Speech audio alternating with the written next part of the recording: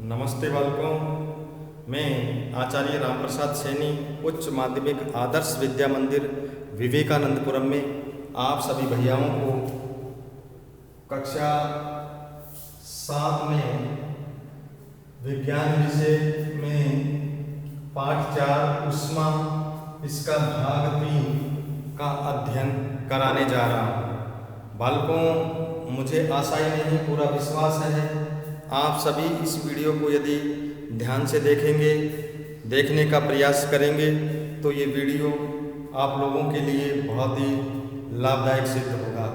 जैसा कि बालकों, मैंने पिछले वीडियो में भी आपको अध्ययन करवाया था कि ऊष्मा किसे कहते हैं, ऊष्मा का चालन कैसे होता है, ऊष्मा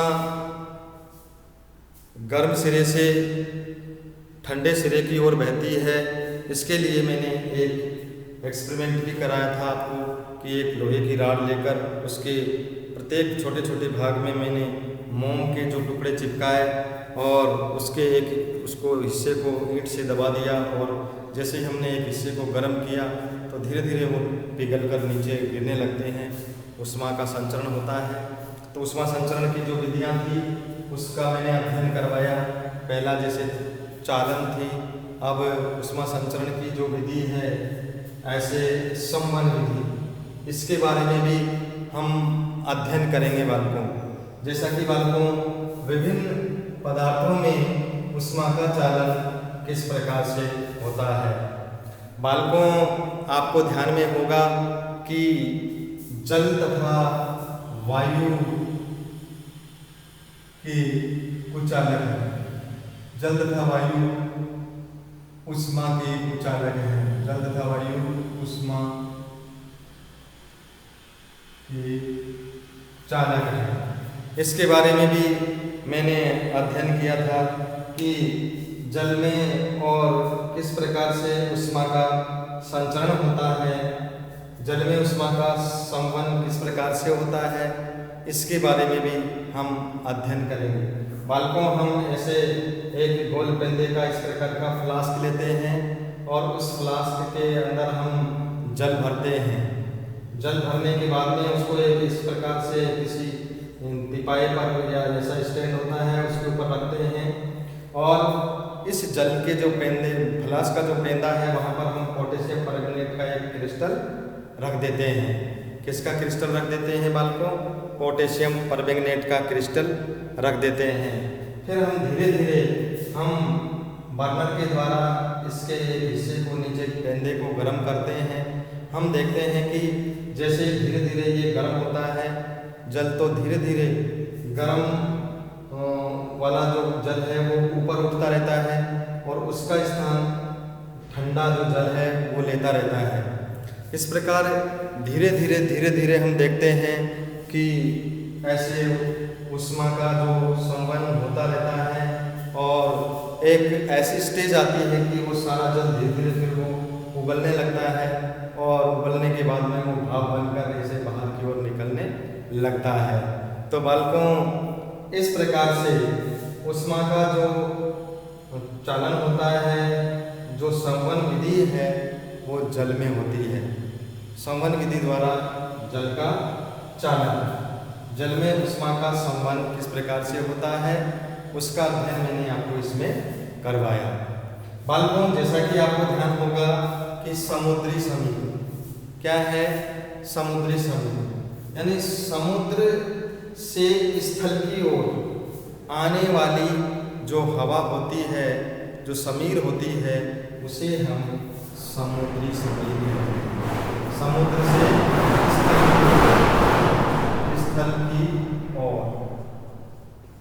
स्थल की ओर बहने वाली वायु को हम समुद्री समीर कहते हैं। ऐसे ही बालकों, थल से समुद्र की ओर बहने वाली, थल समीर किसे कहेंगे? जो थल से समुद्र की ओर बहती है, वह समीर जो थल से समुद्र की ओर बहती है उसे हम क्या कहते हैं?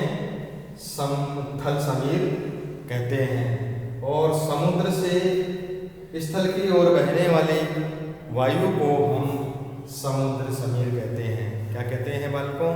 समुद्र समीर कहते हैं।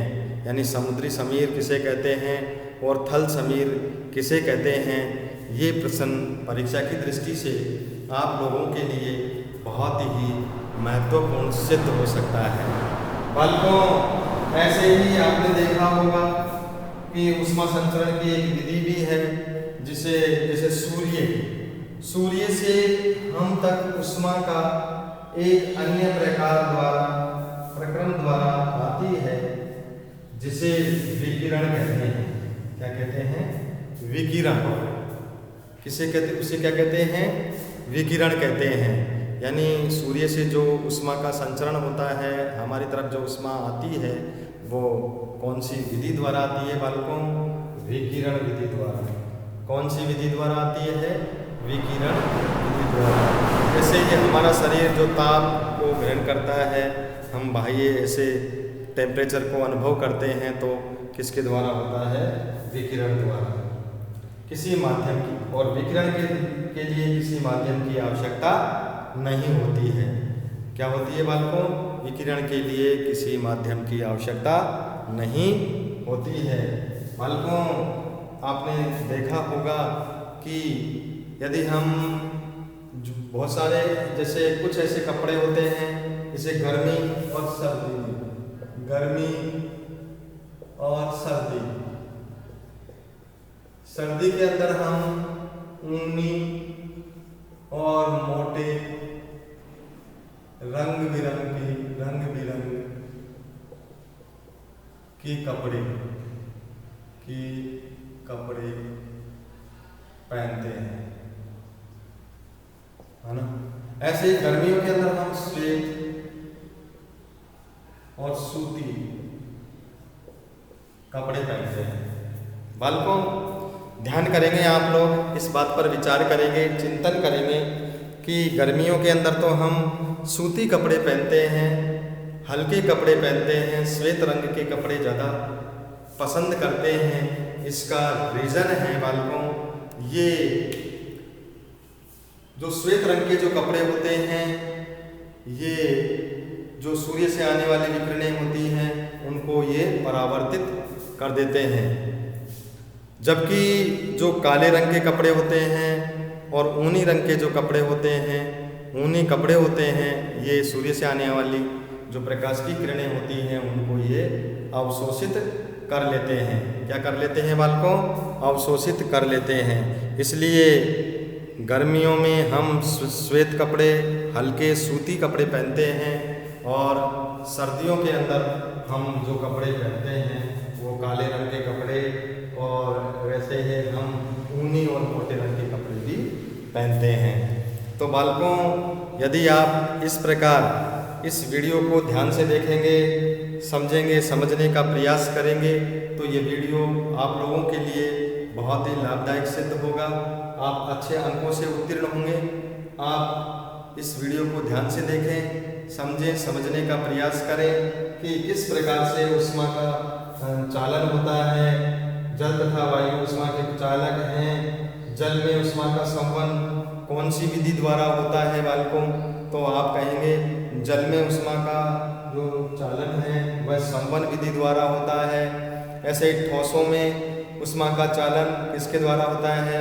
चालन द्वारा होता है। ऐसे ही सूर्य में से आने वाली जो विकिरणें हैं, जो विकिरण विधि द्वारा उसमें ऊष्मा का संचरण होता है। ये सारा का सारा अध्ययन हमने आज के इस टॉपिक पर अध्ययन किया बालकों।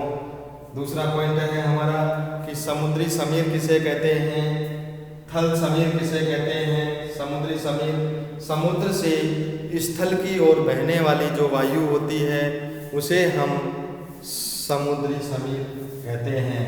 वैसे ही बालकों, थल समीर किसे कहते हैं? थल से समुद्र की ओर बहने वाली जो समीर होती है उसे हम क्या कहते हैं? समुद्री समीर कहते हैं। तो ये सारा का सारा आज हमने इस वीडियो के माध्यम से अध्ययन किया। मुझे आशा ही नहीं पूरा विश्वास है आप इस वीडियो को ध्यान से देखेंगे। जय हिंद, जय भारत।